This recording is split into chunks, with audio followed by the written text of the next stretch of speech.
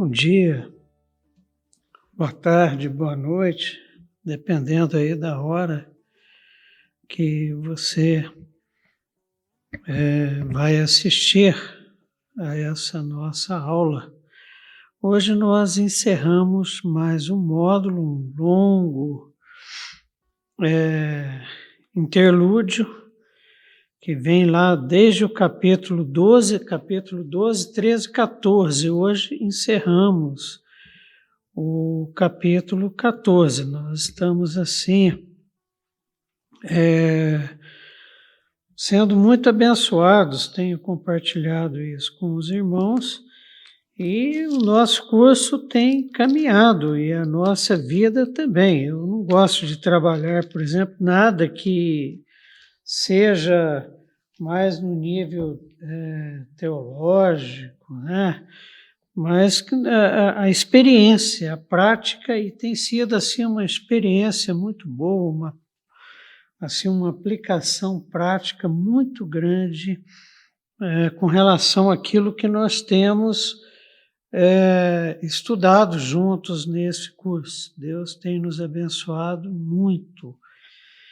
E nós estamos num ponto interessante, porque nós definimos com os irmãos nesse interlúdio o que vem a ser o grande conflito que é apresentado no Gênesis e que é fechado pelas revelações do Apocalipse, revelações que nos trazem grande esperança a nós que fomos alcançados pelo plano salvífico de Deus, concretizado. Nós estamos vivendo a plenitude dos tempos, concretizado na cruz do Calvário. E, nesse grande conflito, nós apresentamos aquilo que João traz como uma figura bastante simbólica, representando a nós, a igreja, que somos representados, por exemplo, pelos castiçais, somos representados pelos 144 mil selados, somos representados pela mulher grávida em trabalho de parto, isso em Apocalipse 12, e um enorme dragão. A mulher é um grande sinal, o dragão um outro sinal. Daqui para frente agora nós vamos estudar com os irmãos e irmãs o desfecho desse grande conflito. E neste conflito nós apresentamos então a mulher, que representa basicamente a igreja. Se você pensa em Maria, por exemplo, está certo também, mas Maria pertencente a essa igreja. Num plano maior, o corpo de Cristo, o grande personagem, a grande personagem de toda a palavra de Deus, a personagem central, Jesus Cristo, o Cordeiro de Deus que tira o pecado do mundo, e em oposição a ele, em oposição à igreja que ele comprou por alto preço, o povo que ele comprou por alto preço, a falsa trindade, formada pelo dragão, formado pela besta que sai do mar e pela besta que sai da terra. E nessa altura que nós estamos, hoje nós vamos estudar do verso 9 do capítulo 14 até o último versículo do capítulo, que é o verso 20. Então, o que acontece? Há uma mudança de cena, né? Porque primeiro João foca na mulher, depois no dragão, a perseguição, aí de repente João vê no meio do céu um anjo que está pregando o evangelho, e depois um segundo anjo que anuncia a queda da Babilônia, mas só que antes disso é revelado a João, João vê uma revelação, uma cena em que o Cordeiro está sobre o Monte Sião e junto com ele 144 mil. Nós lá com o Cordeiro, enquanto na terra o dragão anuncia a queda da Babilônia. O que nós vamos estudar a partir da semana que vem?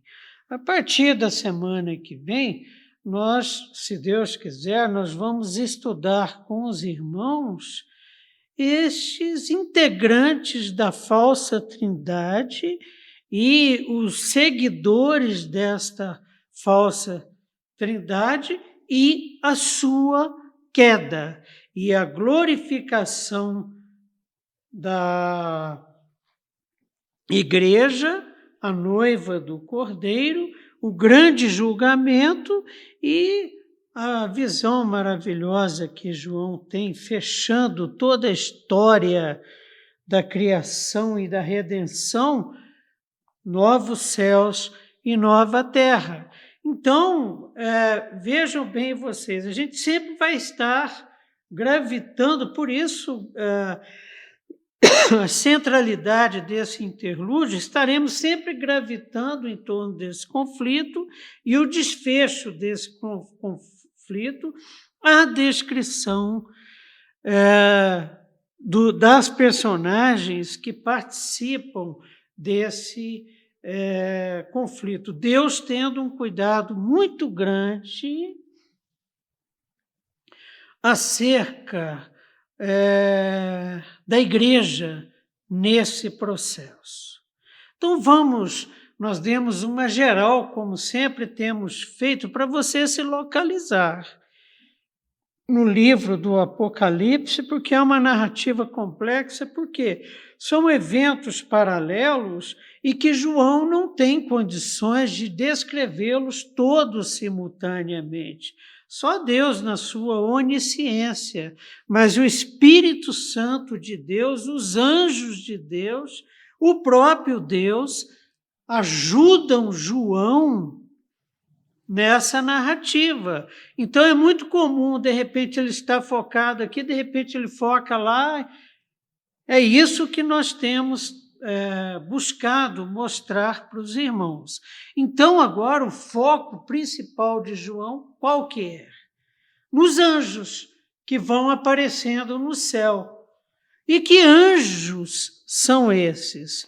Bom, os 7 anjos das 7 trombetas, que estão onde? Onde esses anjos estão e saem um a um para compor as cenas que João está agora descrevendo no capítulo 14. Ele descreve como a primeira voz, o anjo com o evangelho. Vejam que nós estamos aqui na parúzia, na manifestação de Jesus Cristo em glória na nuvem, dentro do escatom, e ainda se fala em evangelho. Para vocês verem a centralidade de Jesus Cristo na história e a centralidade do seu evangelho. Esse primeiro anjo que é definido aqui na minha Bíblia, na Almeida, como a primeira voz, está com o evangelho. Depois, um segundo anjo desses 7, ele anuncia a queda da grande Babilônia. Caiu a grande Babilônia. Caiu, mais uma derrota de Satanás. Ele lá, esperando a criança nascer, para matá-la. A criança nasce, a mulher foge para o deserto, onde é cuidada por Deus. Essa é a história da igreja. E o Cordeiro A criança nasce, é crucificada, sepultada, ressuscita e está à direita de Deus Pai. E o que acontece então com Satanás e seus seguidores? A grande Babilônia cai.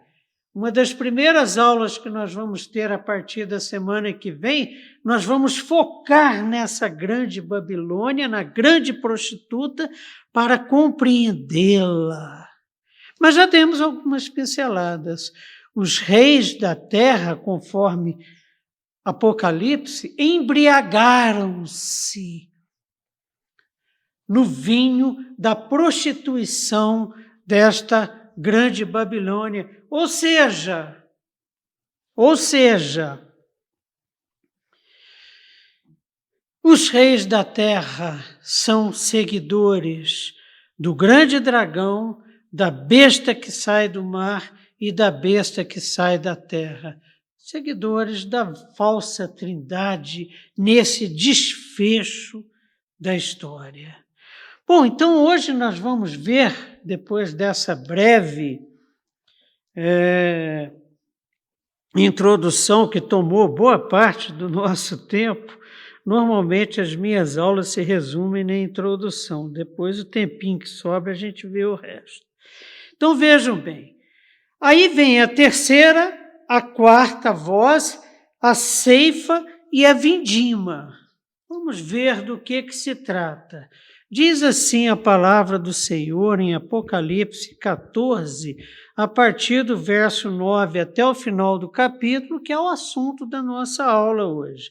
Seguiu-se a estes, aos 2 primeiros anjos, outro anjo, o terceiro, dizendo em grande voz: se alguém adora a besta e a sua imagem, e recebe a sua marca na fronte ou sobre a mão, também esse beberá do vinho da cólera de Deus, preparado, sem mistura, do cálice da ira de Deus, e será atormentado com fogo e enxofre diante dos santos, anjos e na presença do Cordeiro. A fumaça do seu tormento sobe pelos séculos dos séculos e não tem descanso algum, nem de dia, nem de noite. Os adoradores da besta e da sua imagem, quem quer que receba a marca do seu nome. Aqui está a perseverança dos santos. Quem são os santos? Quem não adora, quem não recebe a marca da besta. Aqui está a perseverança dos santos, os que guardam os mandamentos de Deus e perseveram na fé em Jesus Cristo. Então ouvi uma voz do céu dizendo: escreve, bem-aventurados os mortos que desde agora morrem no Senhor. De quem é essa voz? Do próprio Deus. Sim, diz o Espírito Santo, para que descansem das suas fadigas, pois as suas obras os acompanham. Verso 14. Olhei e eis uma nuvem branca e sentado sobre a nuvem, um semelhante a filho do homem, tendo na cabeça uma coroa de ouro e na mão uma foice afiada. Jesus Cristo, o Cordeiro de Deus.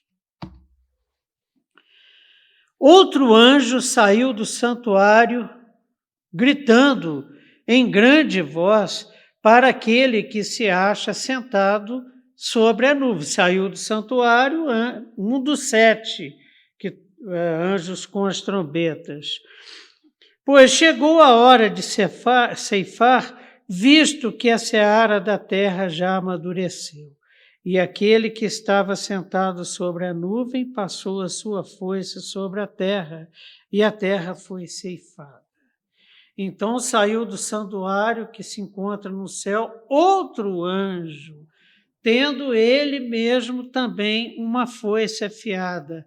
Saiu ainda do altar outro anjo, aquele que tem autoridade sobre o fogo, e falou em grande voz ao que tinha foice afiada, dizendo: toma tua foice afiada e ajunta os cachos da videira da terra, porquanto as suas uvas estão amadurecidas.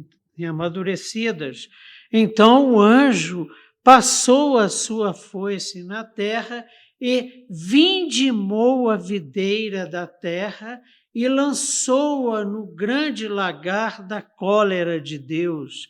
E o lagar foi pisado fora da cidade e correu sangue do lagar até os freios dos cavalos, numa extensão de 1.600 estádios. Uma movimentação de anjos, a participação dos anjos na concretização do plano salvífico de Deus, na parúzia, manifestação do Cordeiro glorioso, ou seja, a 7ª trombeta foi tocada. A 7ª trombeta foi tocada. Perceberam? As coisas vão acontecendo, a participação desses anjos que tem as 7 trombetas vai sendo mais detalhada. No verso 9, o terceiro desses anjos, porque na aula passada nós já vimos 2, estabelece a culpa das nações. Uma das grandes revelações do Apocalipse é o poder e a justiça de Deus, uma justiça perfeita. É por isso que quando o Cordeiro vencedor falar, não há como, por exemplo, se questionar o que ele está falando, porque ele fala a verdade e julga com autoridade e julga com justiça perfeita. E aqui o anjo de Deus estabelece, o terceiro anjo que entra em cena nessas visões de João, no final do capítulo 14, estabelece a culpa das nações. Elas têm de escolher entre adorar a Deus ou a falsa trindade. Em Apocalipse 24 temos: vi também tronos e nestes sentaram-se aqueles aos quais foi dada autoridade para julgar. Estaremos entre esses, ou não sabeis que irás julgar os anjos? Vi ainda as almas dos decapitados por causa do testemunho de Jesus, bem como por causa da palavra de Deus, tantos quantos não adoraram a besta, nem tampouco a sua imagem. As almas dos mártires que estão sob o altar diante de Deus e reivindicam justiça de Deus, que agora começa a ser executada. Porque Deus havia dito para aquelas almas lá no capítulo 6 o seguinte: espera que ainda tem gente para ser salva. Deu vestiduras brancas, ou seja, justificou aquelas almas e pediu a elas o quê? Perseverança, paciência. E o que elas estavam esperando começa a acontecer agora. Em Apocalipse 13:4, e adoraram o dragão. Quem? Os ímpios. Porque, e também a besta, ele está falando aqui da besta, né? E adoraram o dragão porque deu a sua autoridade à besta. Também adoraram a besta dizendo, então os ímpios adorando ao dragão e adorando a besta, dizendo: quem é semelhante à besta? Quem pode pelejar contra ela? Afirmação que foi feita com relação ao Cordeiro e ao Pai assentados no trono. Quem pode chegar diante deles? É o Satanás querendo igualar-se a Deus. Mas há aqui o seguinte, olha, não tem como servir a dois senhores. Ou você serve a Deus e ao seu Cordeiro, ou a Satanás e seus seguidores, é o que está sendo dito aqui. João vê o Cordeiro e os 144 mil selados de Deus, a igreja de Cristo, a noiva do Cordeiro, e, na sequência, então, começa a ser trabalhada a questão do julgamento e do juízo, resultado do juízo. Vamos voltar. Apocalipse vai e vem, porque João vai vendo mais detalhadamente. Verso 10 diz assim a palavra: também esse beberá do vinho da cólera de Deus. Quem que vai beber o vinho da cólera de Deus? O seguidor do dragão, da besta que saiu do mar e da besta que saiu da terra. Sem mistura. Não é uma ira diluída, é ira pura. E será atormentado com fogo e enxofre diante dos santos anjos e na presença do Cordeiro. Os que bebem do vinho que está na taça da Babilônia, bebem da imoralidade, bebem do vinho, da prostituição da grande Babilônia. Agora é a lex talionis, né? Beberão do cálice da ira de Deus. É um cuidado que nós devemos ter na vida, para nunca bebermos do vinho, do cálice, da prostituição da grande Babilônia. Olha o que está acontecendo no mundo. Olha o que está acontecendo no nosso país. Porque quem beber desse cálice, o cálice da mentira, o cálice da corrupção, o caso do menosprezo à vida, o cálice da morte, estes beberão do cálice da ira de Deus. Está definido aqui nesse verso. A combinação de furor, ira, fogo e enxofre intensifica a ira de Deus. Isso acontece diante de quê? Do trono do julgamento, e participaremos dele, tá? Nós julgaremos com Cristo. Paulo trabalha muito isso.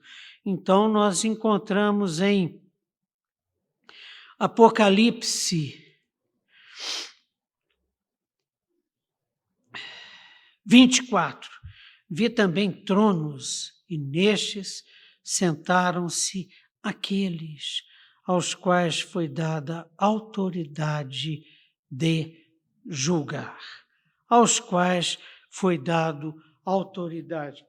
Quem é que vai nos dar essa autoridade de julgar? O Cordeiro. Vai dividir conosco a autoridade recebida do Pai. E quem seremos nós lá, a assentarmos nesses tronos para julgarmos? Os vencedores, aqueles que não beberam do cálice da prostituição da falsa trindade. Verso 11 fala da punição. A punição é tão severa que, 11, a fumaça do seu tormento. Tormento de quem? Dos seguidores do dragão, da besta que saiu do mar, da besta que saiu da terra, aqueles que beberam do vinho da prostituição. A fumaça do seu tormento sobe pelos séculos dos séculos, a eternidade.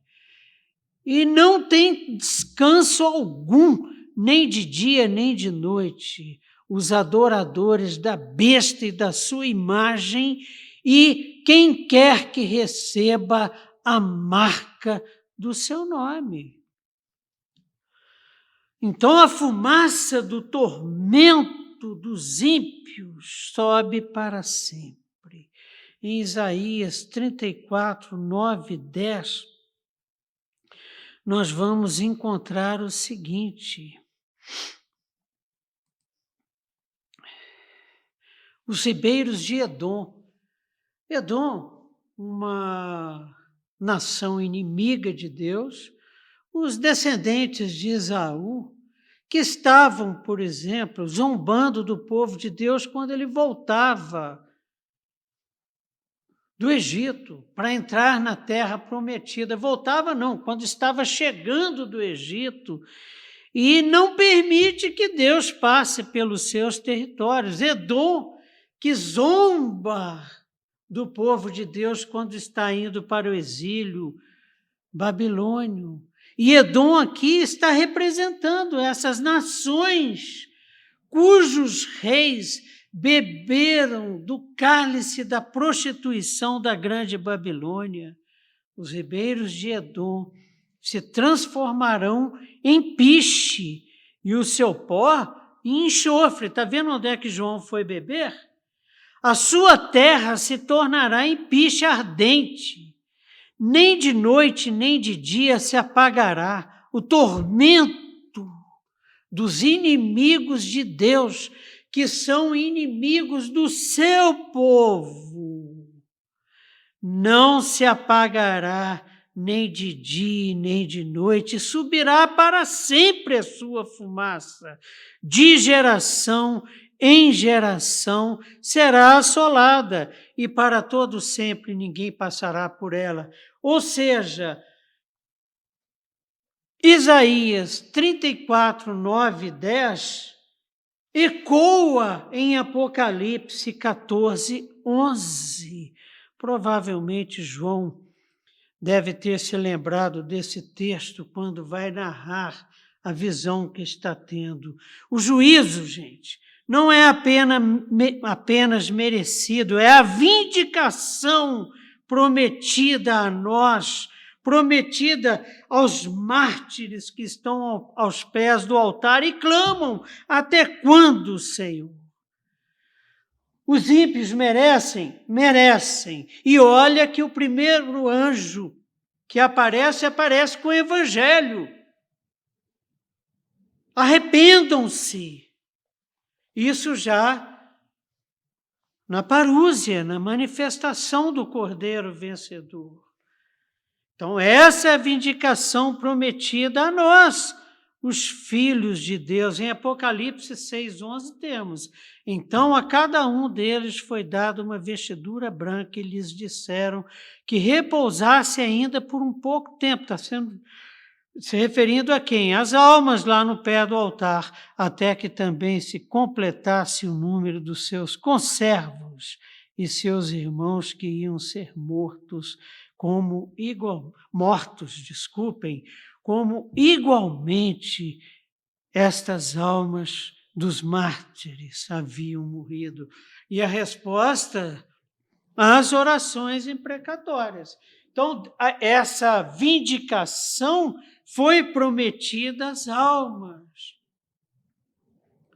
dos mártires que estão ao pé do altar, mas Deus considera, nesse momento aqui do verso 11, considera também as nossas orações.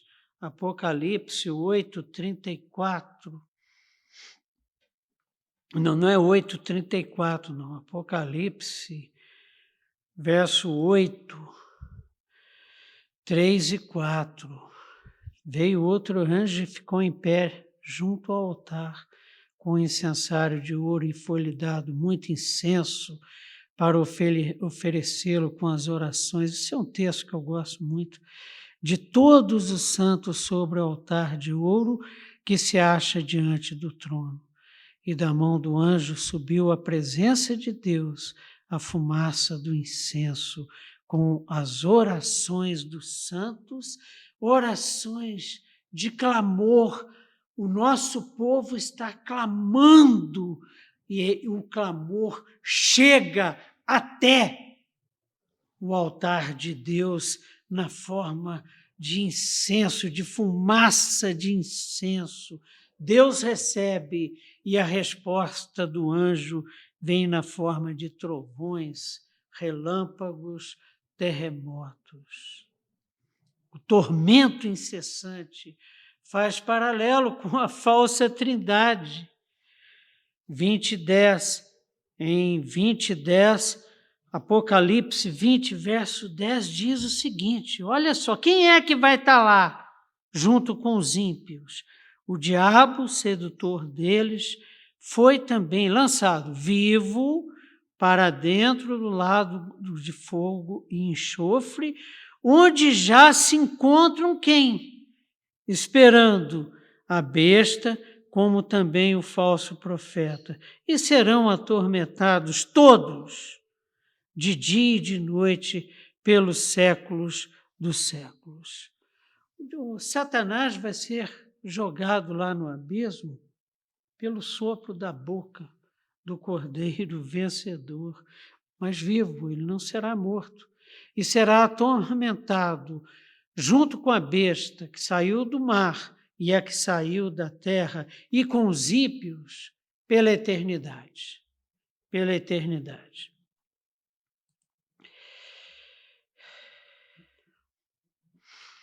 Contrasta com os 4 seres viventes e com os santos triunfantes. Uma coisa é ser atormentado pela eternidade.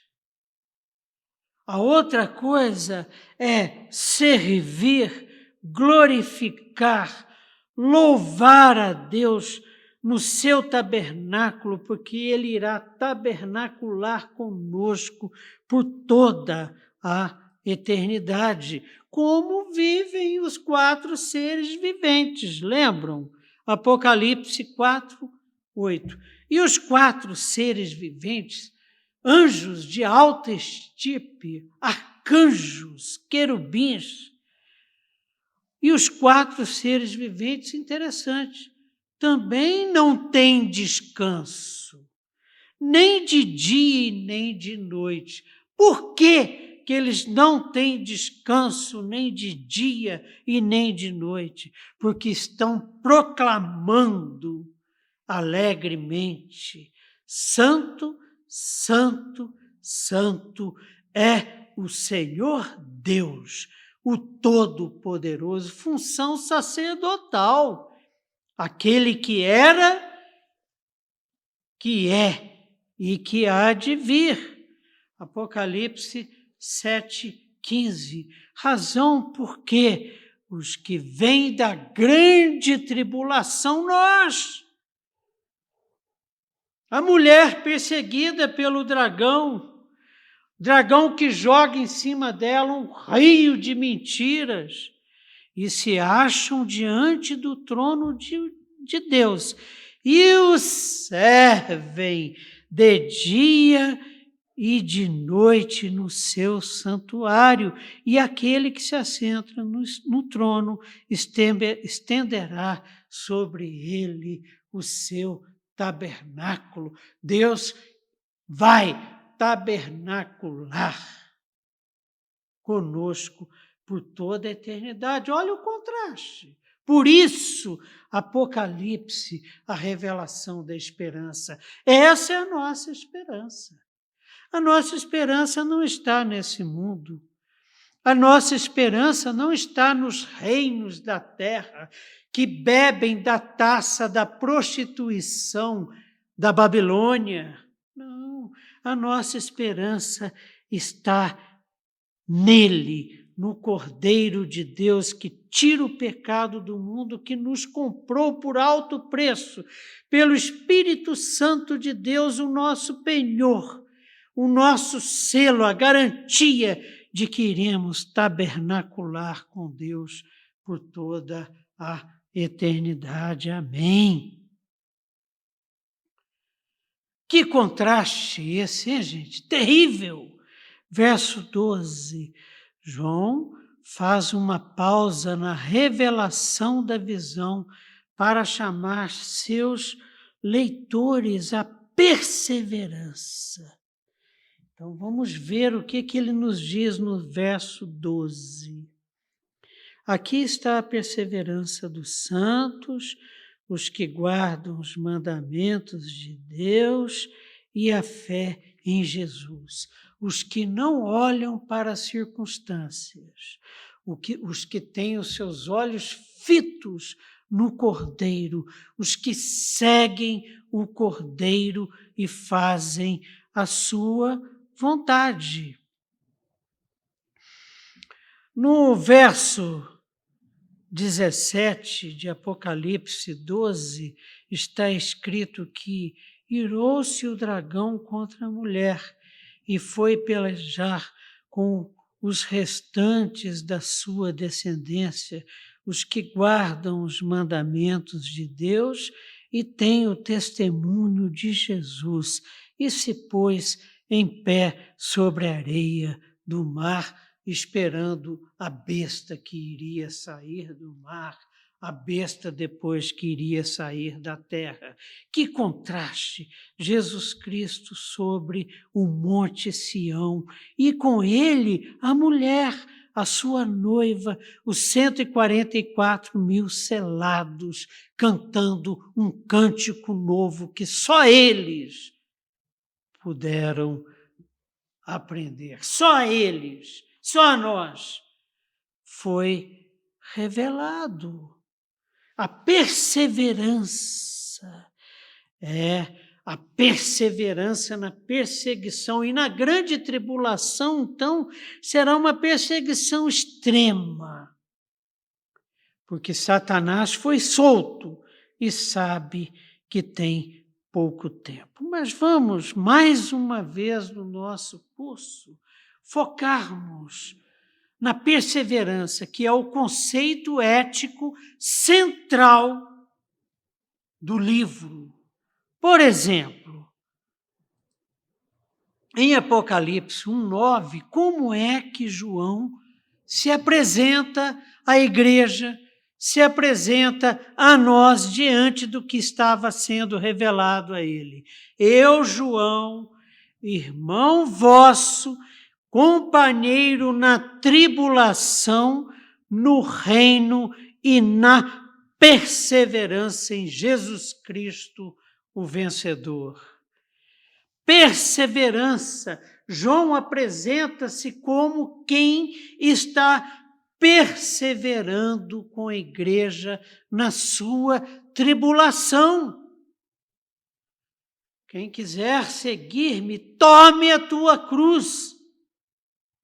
Em Apocalipse 2:2, Jesus Cristo falando à igreja de Éfeso, igreja em Éfeso, conheço as tuas obras, tanto o teu labor como a tua perseverança.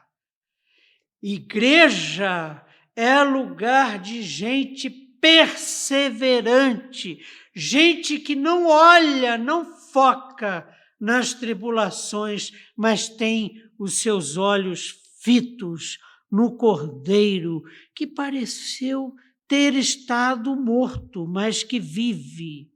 Apocalipse 3:10.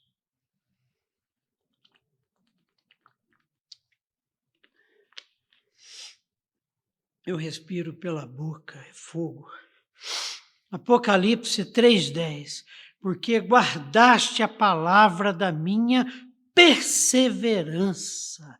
Igreja em Filadélfia, também eu te guardarei na hora da provação. Os vencedores que se apresentarão diante de Deus e do Cordeiro na glória celestial, aqueles com os quais Deus irá tabernacular. Perseverar é guardar os mandamentos de Deus. Guardar é ter no coração e toda decisão que for tomar, considerar os mandamentos, os preceitos, a vontade de Deus para a nossa vida. É manter a fé em Jesus Cristo, que perseverou, a grande testemunha.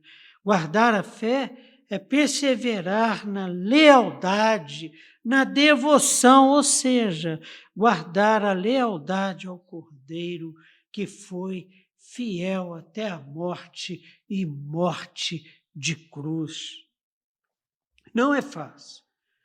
A Bíblia nos traz vários exemplos. O maior exemplo é o de Pedro. que quando chegou a hora da provação, e Jesus Cristo havia prevenido Pedro, falou: eu estou orando por você, porque você vai ser peneirado, e foi. Negou a Jesus Cristo 3 vezes. Mas Jesus Cristo sabia muito bem o que estava acontecendo naquele contexto. E que as 3 negações faziam parte da santificação de Pedro. E Pedro, a hora que toma consciência do que havia feito, ele chora muito, mas Jesus Cristo vai atrás dele, que já estava desistindo, e fala para ele: persevera. Pedro, pergunta para ele 3 vezes. Eu peço a Deus que me poupe de um encontro direto desse com o Cordeiro, que Deus me livre de negá-lo, independente da provação. Me prepare, Senhor, para que isso nunca aconteça, porque imaginou o tamanho do constrangimento? Cristo pergunta para ele, Cristo ressurreto: Pedro, tu me amas? 3 vezes. Aí Pedro no final fala, João brinca com o verbo, ágape e filos, amar e gostar. Senhor, tu sabes, na 3ª vez Pedro fala para ele e arria os 4 pneus. Senhor, tu sabes que o máximo que eu consigo é gostar do Senhor. Mas eu quero amá-lo. E a partir dali, Pedro é restaurado e um novo homem entra na história da igreja. Verso 13. Nós estamos então no verso 13. Aqui está a perseverança dos santos. Desculpem. Então, ouviu uma voz do céu dizendo: escreve, bem-aventurados os mortos que desde agora morrem no Senhor. Sim, diz o Espírito, para que descansem das suas fadigas, pois as suas obras os acompanham.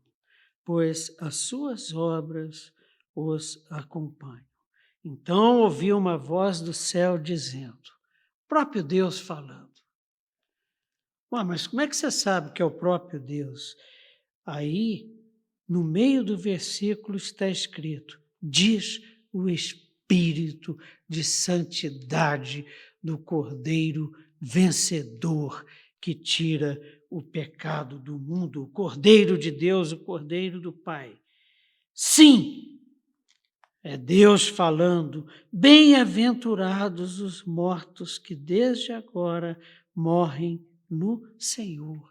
Felizes aqueles que perseveram, felizes aqueles fiéis que têm a vontade de Deus guardada no seu coração e busca viver em conformidade com ela. Benditos, felizes, os que morrem desde agora, ou seja, nós somos cobertos por essa bem-aventurança. Felizes, sim, diz o Espírito, para que descansem das suas fadigas, pois as suas obras os acompanham. E que obras são essas? Aquilo que nós estudamos no curso de Efésios.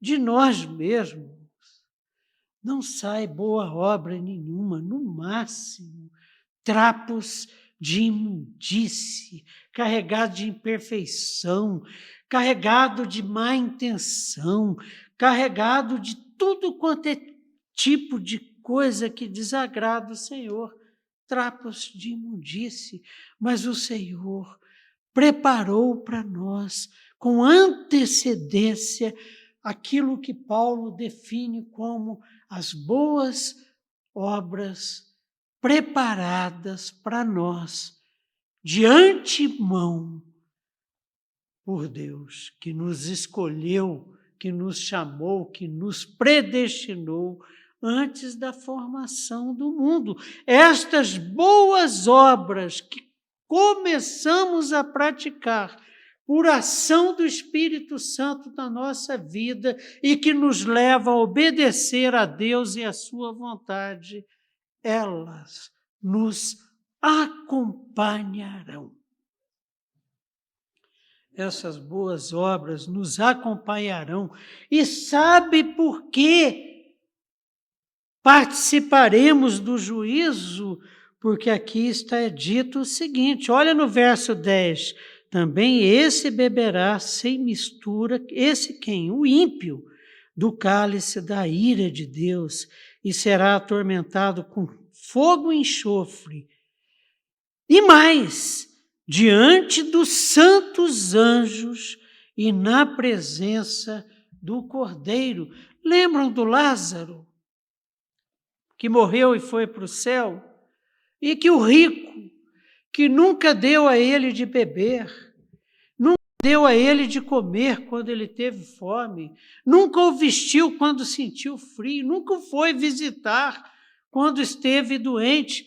Aí o que acontece? O rico vai para o inferno, vai lá para o lago de fogo e enxofre. E quando ele levanta os olhos, quem é que ele vê? O Lázaro, o mendigo, o pobre. E com quem? Com Abraão.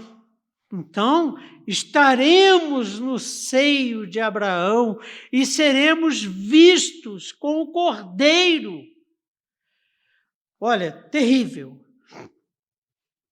Terrível essa cena, porque além do tormento que não cessa dia e noite, a turma que nos perseguiu, a turma que nos difamou, a turma que matou, a turma que quis destruir a igreja, mas estavam debaixo da promessa de que as portas do inferno não prevaleceriam contra a igreja, estarão olhando e nos vendo tabernacular com Deus, com o Pai e o seu Cordeiro vencedor.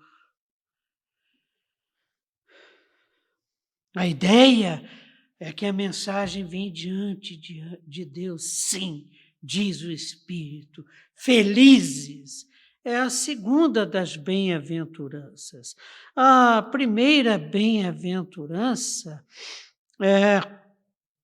nós vamos encontrar em Apocalipse 1:3. Bem-aventurados aqueles que leem e aqueles que ouvem as palavras da profecia e guardam as coisas nela escritas, pois o tempo está próximo. O que é que nós estamos fazendo? Nós estamos lendo, nós estamos ouvindo, porque não pode entrar por um ouvido e sair por outro. Porque quando nós lemos as profecias, Deus fala, e o que Ele fala precisa ser guardado no coração. E guardam as coisas nela, na profecia do Apocalipse, escritas. Nós estamos fazendo isso já tem um tempão. E vamos continuar fazendo até o final. E vamos guardar. Temos guardado e temos buscado praticar. Por quê? Porque o tempo está próximo. Essa é a primeira bem-aventurança. Feliz aquele que lê, que ouve o que Deus diz, que guarda no coração o que foi dito. Por quê? Porque o tempo está próximo, a bagaça está perto. E quem não ler, não ouvir, não guardar, não se prostrar, não se entregar à vontade de Deus, vai ficar lá do inferno vendo a nós. Essa é a nossa oração. Que vencemos, que obedecemos e que fomos perseverantes na promessa. Bom, está vendo lá do inferno tabernacularmos com Deus. E é uma promessa que vale desde agora. Meu pai, por exemplo, está na glória, não tenho dúvida disso. Não tenho. Ele morreu no sábado. Na quinta-feira eu estive com ele lá em Taguatinga. E ele já aos 95 anos, praticamente, pega a minha mão, beija a minha mão, ora a Deus e me abençoa, como Jacó abençoou os seus filhos. Jacó já velhinho, meio cego, o meu pai totalmente cego, porque a glaucoma levou a visão dele. E ele me abençoou. Então ele está lá.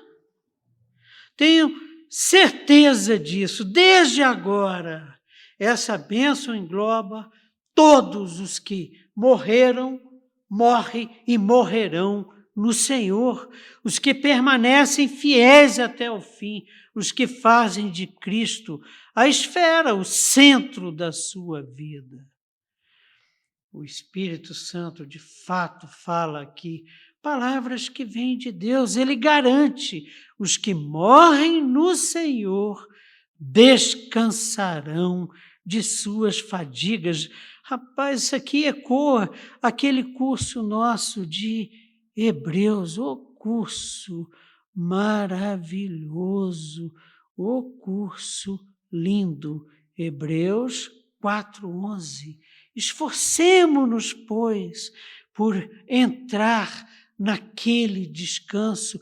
Não sejamos como os nossos irmãozinhos lá no deserto, que estavam sendo guiados pela nuvem durante o dia, pela coluna de fogo durante a noite, e Moisés repetindo recorrentemente a palavra de Deus, a vontade de Deus, e eles se esqueceram. Esforcemo-nos, pois, por entrar naquele descanso, porque eles não entraram.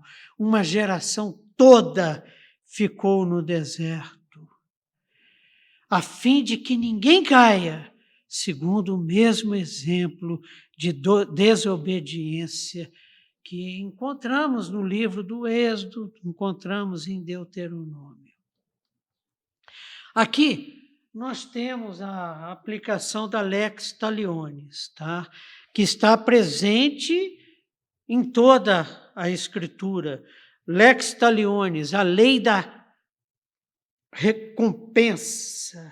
No livro, tal conceito aplica-se aos crentes e aos descrentes. Paulo traduz essa lex talionis da seguinte forma: olha, não se iluda.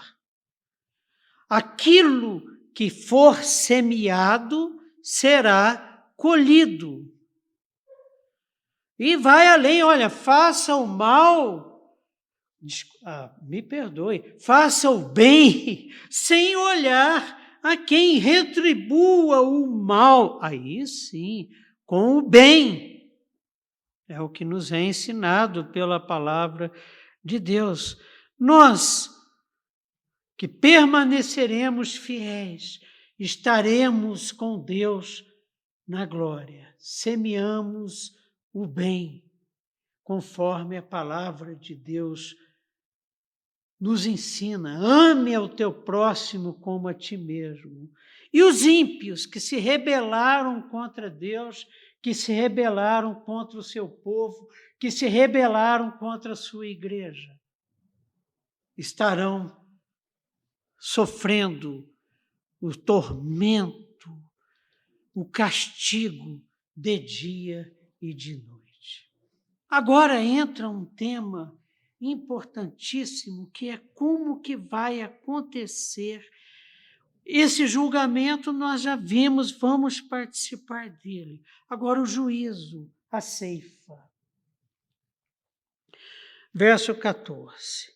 Olhei e eis uma nuvem branca, e sentado sobre a nuvem, um semelhante a filho de homem, tendo na cabeça uma coroa de ouro e na mão uma foice fiada. O filho do homem sobre a nuvem branca, que Daniel também viu.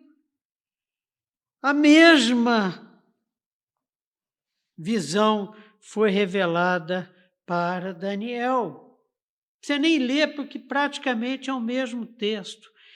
E essa nuvem branca representa pureza, como, por exemplo,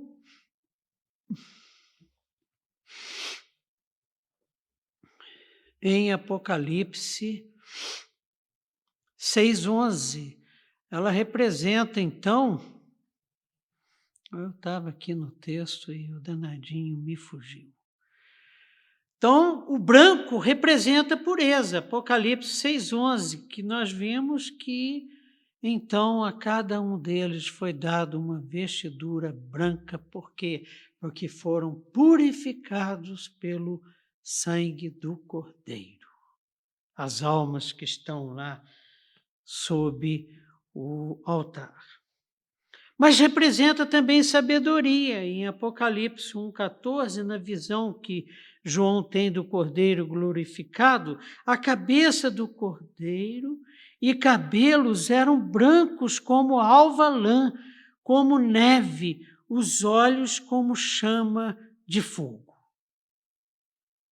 E representa também glória. Apocalipse 4:4. Ao redor do trono há também 24 tronos, e assentados neles 24 anciãos, anjos de alta estipe, vestidos de branco. Mas representa também vitória. Um texto que sempre vamos estar voltando a ele, Apocalipse 19:11. Vi o céu aberto, e eis um cavalo branco, e o seu cavaleiro se chama Fiel e Verdadeiro, e julga e peleja com justiça. E descendo nas nuvens, o fiel e verdadeiro Cordeiro vencedor, com uma foice na mão, pronto para julgar. E ele tem uma coroa de ouro sobre a sua cabeça, o que conota autoridade. Coroa simboliza autoridade, simboliza glória divina de quem está prestes para julgar as nações. Tem uma foice afiada em sua mão.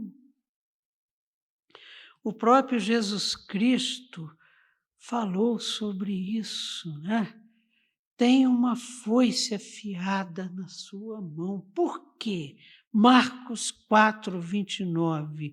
E quando, disse Jesus, e quando o fruto está maduro, logo se lhe mete o quê? A foice, porque é chegada a ceifa, é chegada a hora. E João vê Cristo descendo gloriosamente com uma coroa em sua cabeça e uma foice afiada na sua mão para julgar as nações.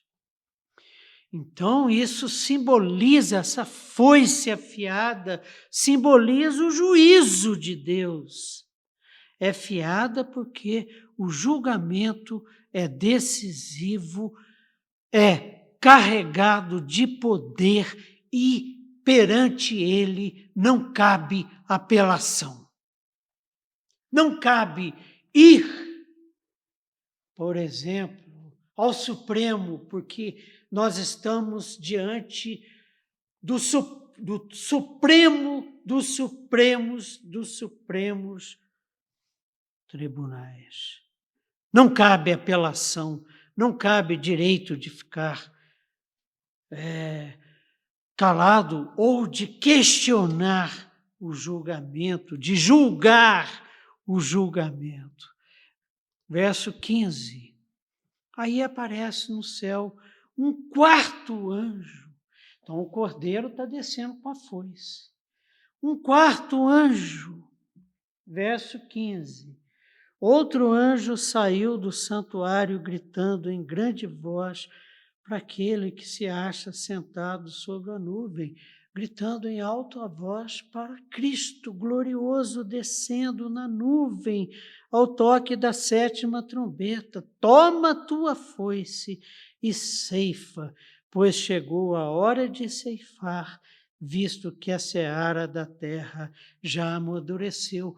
Ele está gritando, confirmando: Senhor, só tu podes fazer isso. Só tu tens o livro nas mãos, fostes encontrado digno de abrir o livro e agora é tido como digno de julgar as nações. Está confirmando aquilo que Jesus fala. Chegou a hora, está na hora da ceifa. Por quê? Porque a seara está madura. A alta voz desse arauto, ele está anunciando que chegou a hora do julgamento. A alta voz desse arauto dá importância à sua mensagem. Percebeu quanta coisa aconteceu? A hora que tocou a sétima trombeta. A razão é que o tempo da ceifa chegou. Então vejam bem vocês, a ceifa chegou. João 4:35, Jesus Cristo disse: erguei os olhos e vede os campos, pois já branqueiam para a ceifa. E quem é que Jesus vai ceifar? Os santos. Quem é que Jesus vai ceifar primeiro aqui nesse momento? Os seus fiéis seguidores, os seus selados, que foram comprados por alto preço. Um contraste absoluto com o que Joel escreveu no seu livro de profecia, capítulo 3, verso 13.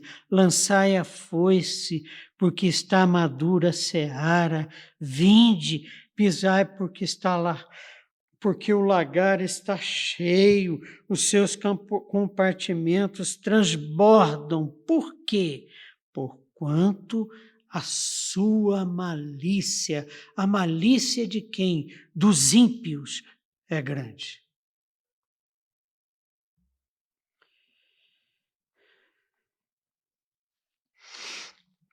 João 15:6. Se alguém não permanecer em mim, isso Jesus falando, se alguém não permanecer em mim, se alguém for seguidor da besta e adorar a sua imagem e tiver a marca, esse é o contraste, dela na sua fronte ou na sua mão, será lançado fora à semelhança do ramo e secará, e o apanham, lançam no fogo e o queimam. Essa é a nossa esperança. Nós seremos ceifados e guardados, sabe onde? Nos celeiros do Senhor. E o joio? O joio será lançado no fogo para ser queimado. Lucas 3:17. A sua pá ele a tem na mão para limpar completamente a sua eira e recolher o trigo a nós no seu celeiro. Porém, queimará a palha em fogo inextinguível, o destino do joio. Essa é a nossa esperança. Seremos guardados em celeiro que foi limpo. Ele foi nos preparar lugar. Morada eterna, quando o tabernáculo de Deus se estenderá sobre nós e viveremos com Ele por toda a eternidade. 16. A autoridade de Cristo é confirmada. Diz assim o verso 16: e aquele que estava sentado sobre a nuvem passou a sua foice sobre a terra, e a terra foi ceifada, e os selados foram colhidos. Oh, momento maravilhoso! Eu que que sou filho de lavrador, tinha uma coisa que meu pai exultava de alegria, ele sempre gostou de plantar batata, essa batata inglesa, quando ele passava, e ele sabia passar a enxada no pé de batatas, e são tubérculos lá sobre a terra. A hora que ele passava a enxada, aquelas batatas lindas, contrastando com o negro da terra fértil lá do sul de Minas, na Serra da Mantiqueira. Que coisa linda essa hora da seara. E esse quarto anjo que vem do santuário, um dos 7, é relacionado com o juízo. E no verso 16, nós vemos, então, a autoridade de Cristo confirmada por ele. Ele está sentado sobre a nuvem, obedece ao anjo e lança a sua foice e colhe os justos. Aí aparece um quinto anjo, desses 7 das trombetas, que vem do santuário com uma foice afiada. Ao invés de vir com a trombeta, vem com a foice afiada. E não tem coroa de ouro, porque a coroa é de quem? É do Cordeiro vencedor. E com a autoridade que vem de Deus, ele inicia a segunda foice. Ceifa, desculpem. Que ceifa é essa? A dos ímpios.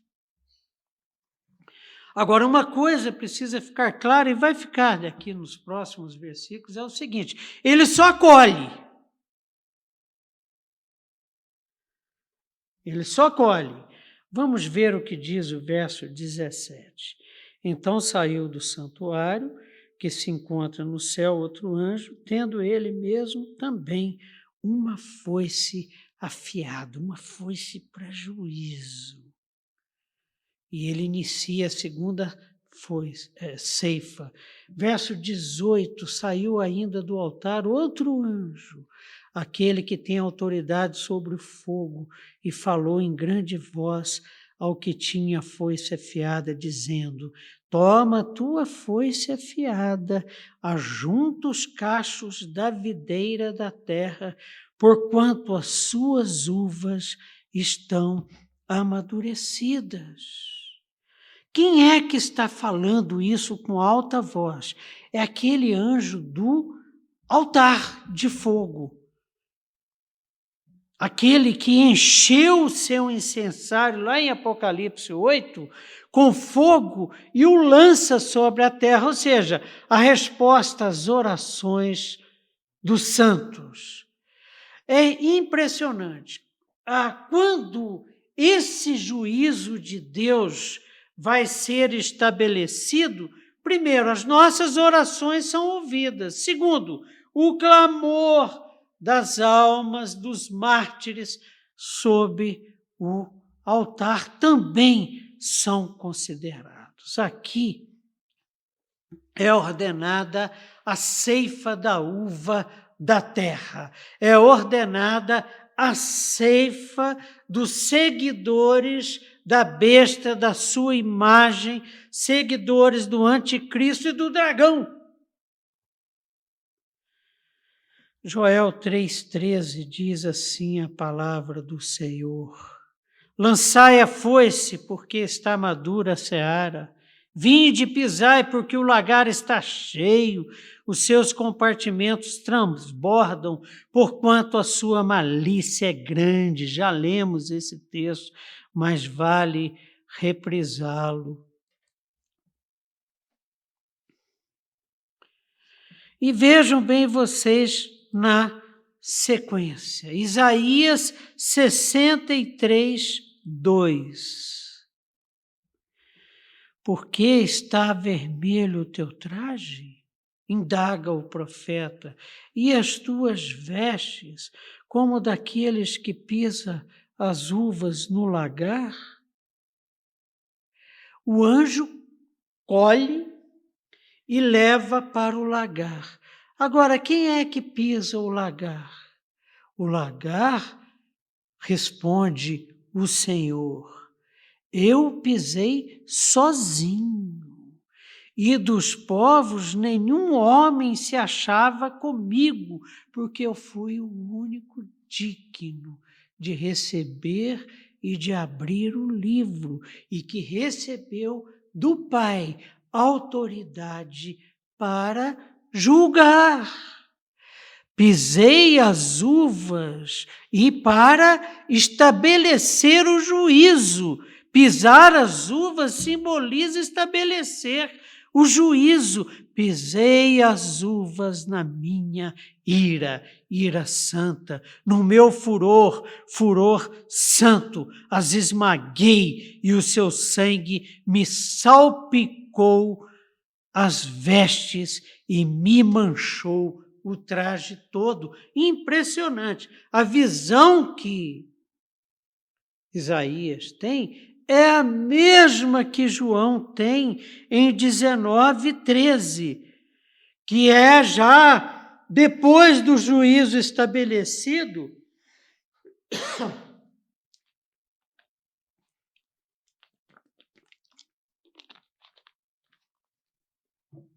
João vê que o Cordeiro vencedor está vestido com manto tinto de sangue, e seu nome se chama o Verbo de Deus, o Cordeiro de Deus vencedor. 19, estamos chegando. Que texto maravilhoso, meus irmãos.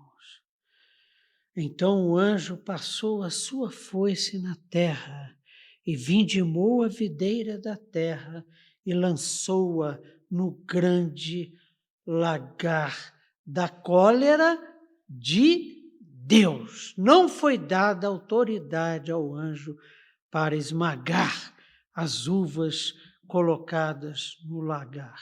Então o anjo reproduz a ação de Cristo e joga as uvas no lagar, que consistia em 2 tanques, em que a uva era prensada no mais alto e o suco, o sangue, que passa para o tanque inferior, que aqui é o sangue fruto da justiça devida pelos ímpios, lex talionis. Perseguiram, mataram, torturaram, martirizaram, agora são pisados pela ira santa, pelo juízo justo do nosso Deus. E esse sangue borrifa nas vestes do Cordeiro. 20. E o lagar foi pisado fora da cidade, e correu sangue no lagar até os freios dos cavalos, numa extensão de 1.600 estádios. A presença do anjo lançando a foice sobre a terra pode indicá-lo como executor do juízo, mas poderia haver questionamento. Porque esse juízo aqui começou, sabe onde? Na cruz do Calvário. Na sua morte, o Cordeiro vence Satanás e nos justifica. E nós afirmamos aqui algo muito grandioso e que torna o Apocalipse a revelação da esperança para nós. Que o julgamento é perfeito. Paulo questiona: quem é que pode acusar os escolhidos de Deus? Quem nos separará do amor de Deus? A manifestação final está aqui. Apocalipse 19, de 13 a 15, eu vou ler, deixa claro que é Cristo quem pisa o lagar, porque ele venceu. Na sua morte, ele venceu o inimigo. Apocalipse 19, de 13 a 15, diz assim: está vestido com um manto tinto de sangue, e o seu nome se chama Verbo de Deus, Cordeiro de Deus que tira o pecado do mundo. E seguiam nos exércitos que há no céu o Cordeiro vencedor, montado em cavalos brancos com vestiduras de linho finíssimo, mas só a do Cordeiro, a vestidura do Verbo de Deus está salpicada de sangue, que só ele podia pisar o lagar, só ele poderia decretar o juízo e manifestar o juízo no cosmos. Sai da sua boca uma espada afiada, para com ela ferir as nações, e ele mesmo as regerá com cetro de ferro, e pessoalmente, olha só, pessoalmente, não foi o anjo que colheu, mas foi o Verbo de Deus que pisa o lagar do vinho do furor da ira de Deus, do Deus Todo-Poderoso. Lagar do vinho sem mistura, juízo puro sobre os íntimos, sobre os ímpios, juízo merecido, lex talione. Pisaram, torturaram, perseguiram, difamaram o povo de Deus, a noiva do Cordeiro, os 144.000 que estão com ele sobre Sião e cantando um cântico novo, agora tem a vingança de Deus, a vindicação dos santos satisfeitos. Perceberam?